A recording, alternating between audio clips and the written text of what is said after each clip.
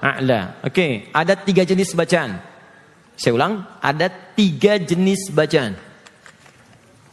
Satu yang pendek. Subhana rabbiyal a'la. Sampai situ. Subhana rabbiyal a'la.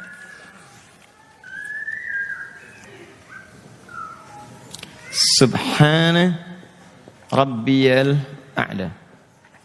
Ini satu. Yang kedua, ini ditambah wa bihamdi, boleh. Pernah dengar subhana rabbiyal a'la wa bihamdi? Pernah dengar? Oke.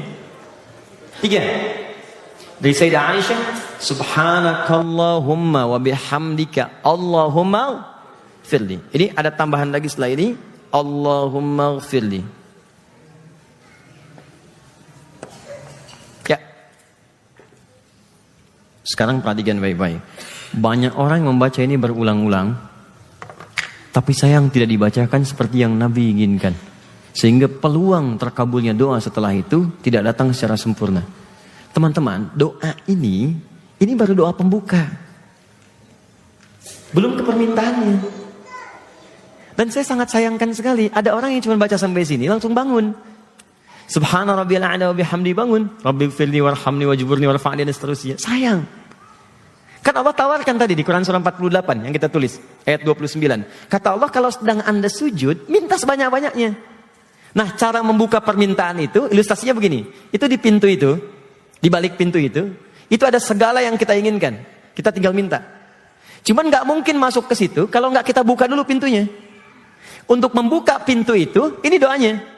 Subhana rabbiyal a'la. Kita buka. Setelah dibuka, jangan cuma diliatin, tapi minta apa yang diinginkan di balik pintu itu. Nah sayangnya, ada yang sudah buka pintu, malah ditinggalkan pintunya. Jelas ya? Dia bacakan kemudian kalimat ini, tapi dia nggak mintakan doanya. Nah sekarang bagaimana cara membacakan doa ini supaya pintu-pintu kebaikan tadi dibukakan oleh Allah Subhanahu wa taala. Sekarang yuk kita lihat pelan-pelan. Satu, kita analisis kalimatnya. Subhana rabbi al-a'la. 1. 2, wa bihamdi. 3, Allahumma ghfirli. 2, 3. Kalau Anda bisa bacakan ketiga-tiganya, ini lebih bagus. 1, kata subhan tidak disebutkan dalam Al-Quran termasuk hadis kecuali menunjuk pada satu keadaan yang tidak sesuai dengan sifat atau keagungan Allah. Misal, ada orang berkata, Tuhan punya anak ya. Lalu dijawab oleh Allah, subhanallah. Itu nggak benar. Karena nggak sesuai dengan sifat Tuhan. Jelas? Quran surah kedua ayat 116.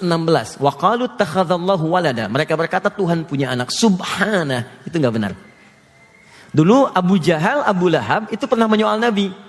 Kata mereka, Muhammad Tuhanmu gila. Masa bisa memperjalankan hambanya dari Masjidil Haram ke Masjidil Aqsa cuma semalam dan balik lagi. Waktu itu belum ada teknologi.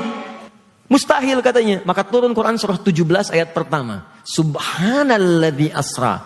Yang kalian tuduhkan gak benar. Tuhan bisa melakukan apapun di luar batas kuasa kita. Subhan.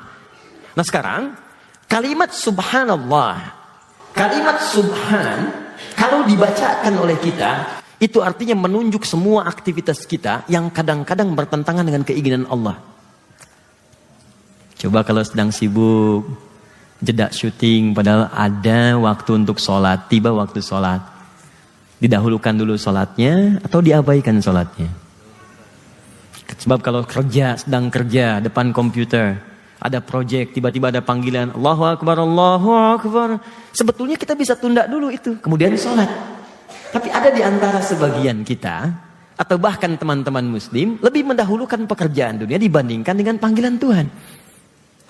Makanya ketika Anda mengucapkan kalimat subhanallah, coba ingat-ingat apa sih perintah-perintah Allah, keinginan-keinginan Allah yang kadang-kadang kita abaikan pada saat itu. Manusia ini aneh. Kalau nuntut kepada Allah itu kencang. Ya Allah saya pengen ini, pengen itu. Ya Allah kabulkan. Tapi ketika Allah minta, itu jarang cepat direspon. Coba lihat Quran surah kedua. Ayat 152. Paling kanan sebelah bawah. Quran surah 2 ayat 152. Lihat nih ya. Ini kaidah nih, kaidah dasar. Fadhkuruni adzkurkum. Kata Allah, sebut nama saya. Cepat respon seruan saya. maka aku pun akan cepat meresponmu. Jadi secepat apa Anda merespon seruan Allah, secepat itu pula Allah merespon seruan kita. Yang lebih dahsyat lagi, rumus doa cepat dikabulkan. Buka Quran surah kedua ayat 186. Quran surah 2 ayat 186. Paling kiri sebelah bawah di mushaf. Wa idza sa'alaka 'ibadi 'anni fa inni qarib ujibu da'watad da'i idza da'an. Kata Allah, kalau hambaku ingin mencari aku dan mau berdoa minta kepadaku, aku akan seketika mengabulkan. Syaratnya falyastajibuli, dia pun cepat merespon setiap seruanku. Allahu Akbar, Allahu Akbar. Jam 4.43. Begitu azan berkumandang, Anda pun segera merespon seruan Allah. Cepat wudu, cepat ke masjid, cepat sholat, bentangkan sajadah. Maka ketika Allah panggil Anda respon, ketika Anda panggil Allah pun seketika Allah respon. Adzan subuh 4.43, Anda bangun dari jam 3.44 sebelum dipanggil. Anda merespon sebelum dipanggil, maka Allah pun akan merespon seruan Anda sebelum Anda memanggilnya. Ada orang yang belum berdoa, Allah mengabulkannya. Adzan subuh 4.45, Anda baru bangun 5.44. Dan Anda menuntut kepada Allah untuk mengabulkan doa Anda. Anda saja telat menjawab panggilan Allah dan Anda nuntut pengen cepat. Di mana keadilannya? Maka ketika Anda mengucapkan kalimat Subhana Rabbiyal A'la, katanya Allah yang maha tinggi. A'la itu kan tinggi, di atas semuanya. Kalau sudah A'la berarti di atas pekerjaan. Kalau sudah A'la berarti di atas mall. Sudah A'la di atas perniagaan. Di apa yang kita kerjakan, kalau Allah sudah minta, itu yang pertama kali kita ikuti. Kenyataannya kadang-kadang berbeda. Maka saat mengucapkan Subhana Rabbiyal A'la, paling singkatnya, ingat dosa-dosa apa yang pernah kita kerjakan, yang terkait langsung kita dengan Allah Subhanahu wa Ta'ala. Itu yang kadang menutup doa kita itu langsung terjawab oleh Allah. Boleh pinjam tadi? Mana tempat minumnya? Ini. Teman-teman coba lihat sini. Ini apa? Air ya? Baik, ini gelas. Dalamnya ada air bening. Sekarang ini terbuka. Kalau ini masih terbuka, dimasukkan apapun, peluangnya masih bisa. Masukkan gula, masukkan kopi, masukkan susu, masuk. Sekarang perhatikan. Saya tutup dengan begini. Saya tuangkan kopi bisa? Gula bisa? Tidak. Susu tidak.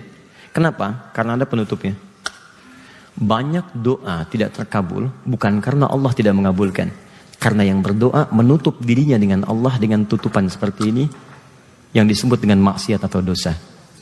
Jadi kalau ada seorang hamba banyak berdosa, berbuat maksiat, itu akan ada sekat dalam jiwanya yang menghambat hubungannya dengan Allah itu tidak terjalin dengan lancar. Jadi begitu dia meminta, Allah kabulkan, cuman mental lagi. Balik. Itu hadisnya sahih. Thumma dzakara rajulan, Nabi mengisahkan seorang laki yutilus safara, menempuh perjalanan panjang, asy'atha aghbara, dan dia kelelahan sampai banyak debu di wajahnya. Yamuddu yadayhi ilas sama, mengangkat tangannya ke langit begini. Fayaqulu ya Rabb, dia berkata ya Rabb, ya Rabb. Ini 3 syarat cepat dikabulkan doa. 3 syarat. Syarat pertama dalam perjalanan. Anda berdoa di perjalanan cepat dikabulkan. Yang kedua mengangkat tangan. Orang yang berdoa mengangkat tangan lebih cepat dikabulkan 2 kali dibandingkan yang diam. Yang ketiga menyebut al-asma'ul husna. Orang yang memulai doa dengan al-asma'ul husna lebih cepat dikabulkan dibandingkan dengan yang tidak. Orang ini melakukan ketiganya. Seharusnya 6 kali lebih cepat doanya dikabulkan. Tapi kata Nabi, anna yustajabu lidzalik, mustahil doamu dikabulkan. Mustahil. Padahal sudah mengangkat tangan, baca al-asmaul husna. Kalau kita katakan sudah ke Mekah, di depan Ka'bah, tangan diangkat, belum dikabulkan juga. Kata Nabi mustahil. Kenapa? Famat'amu haram, karena pakaiannya haram. Makanannya haram. Mashrabu haram, minumannya haram. Malbasu haram, pakaiannya haram. Wa ghudhiya biharamin, dan perangkat hidupnya haram. Coba ingat-ingat, kalau ada sekian doa yang belum terkabulkan, barangkali ada sekat yang belum dibukakan. Maka dari itu, sujudlah taubat kepada Allah ketika mengucapkan Subhana Rabbiyal A'la, maka rasakan dengan bahasa hati sambil kita taubat kesalahan apa yang telah diperbuat selama ini dengan Allah. Kapan Anda mulai kemudian datang ke majlis ta'lim? Dulu kemana saja? Kapan Anda mulai sholat? Dulu kemana saja? Kapan Anda mulai berhijab? Dulu kemana saja? Sudahlah kita menangisi keadaan kita yang lalu supaya tidak ditampakkan di akhirat nanti di hadapan seluruh langit-langit dan bumi. Sudahkah kita bertobat dari dosa kita kepada kedua orang tua? Sudahkah kita bertobat dari dosa kita kepada anak-anak kita sendiri yang belum kita rawat dengan baik? Belum dengan tetangga, belum dengan yang lain. Maka ketika sujud, minta sama Allah, ya ampuni dosa saya. Subhana Rabbiyal A'la, minta ampun. Maka ketika Anda sudah diampuni oleh Allah pada saat itu, maka akan dibukakan oleh Allah semua pintu-pintu kebaikan, termasuk yang belum pernah Anda dapatkan seketika bisa dikabulkan. Karena itulah Anda ucapkan, wa bihamdihi, saya puji Engkau ya Allah, Allahumma gfirli, ya Allah ampuni saya. Kenapa kalimat ini muncul? Dikaitkan dengan kalimat subhan. Jadi kalau sudah Allahumma gfirli, ya Allah mohon ampuni saya.